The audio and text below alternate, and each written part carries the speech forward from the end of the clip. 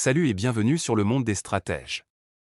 Le conflit entre le Rwanda et la République démocratique du Congo, RDC, est complexe et trouve ses racines dans plusieurs facteurs historiques, ethniques, économiques et géopolitiques. Voici les principales causes du problème. 1. Le génocide rwandais de 1994 et ses conséquences. Après le génocide des Tutsis au Rwanda en 1994, environ 1 million de réfugiés Hutus, dont des ex-militaires et des miliciens interarons responsables du génocide, ont fui vers l'est de la RDC, alors Zaïre. Certains d'entre eux ont continué à attaquer le Rwanda depuis le territoire congolais.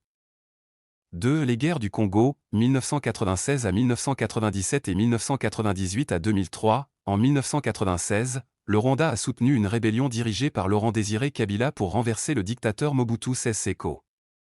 Cette guerre a conduit à l'arrivée de Kabila au pouvoir en 1997. En 1998, Kabila a coupé ses liens avec le Rwanda, entraînant une seconde guerre du Congo, impliquant plusieurs pays africains et faisant des millions de morts. 3. Présence des groupes armés dans l'est de la RDC, le FDLR, Force démocratique de libération du Rwanda, un groupe armé composé d'anciens génocidaires Hutus, est basé en RDC et constitue une menace pour le Rwanda. En réponse, Kigali soutient des groupes rebelles en RDC, notamment le M23, mouvement du 23 mars, qui combat l'armée congolaise et accuse Kinshasa de marginaliser les Tutsis congolais. 4. Les ressources minières, l'est de la RDC regorge de richesses, or, coltan, cassitérite, cobalt, attisant les convoitises. Le Rwanda est souvent accusé de piller ses ressources en soutenant des groupes armés dans la région. 5. Tensions actuelles, depuis 2021, la rébellion du M23, soutenue par le Rwanda selon plusieurs rapports de l'ONU, a repris ses offensives en RDC, provoquant des tensions diplomatiques. Kinshasa accuse Kigali d'agression, tandis que le Rwanda affirme défendre ses intérêts face aux menaces du FDLR. En janvier 2025, le M23, un groupe rebelle majoritairement Tutsi, a lancé une offensive majeure dans l'est de la RDC, capturant des localités stratégiques telles que Sake et Minova, avant de s'emparer de la ville de Goma le 26 janvier. Cette avancée a entraîné le déplacement de plus de 178 000 personnes et a exacerbé la crise humanitaire dans la région. Sur ce, le gouvernement congolais accuse le Rwanda de soutenir activement le M23, affirmant que des troupes rwandaises ont traversé la frontière pour appuyer les rebelles. Des sources onusiennes estiment qu'environ 4 000 soldats rwandais seraient présents en RDC aux côtés du M23, bien que Kigali nie toute implication directe.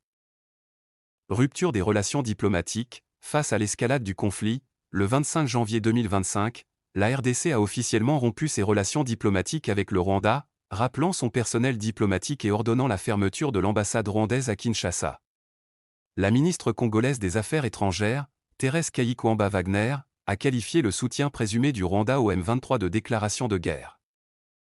Conséquences régionales et internationales, cette situation a suscité des préoccupations au sein de la communauté internationale, notamment en raison des violations des droits de l'homme commises par le M23 et de l'impact humanitaire du conflit.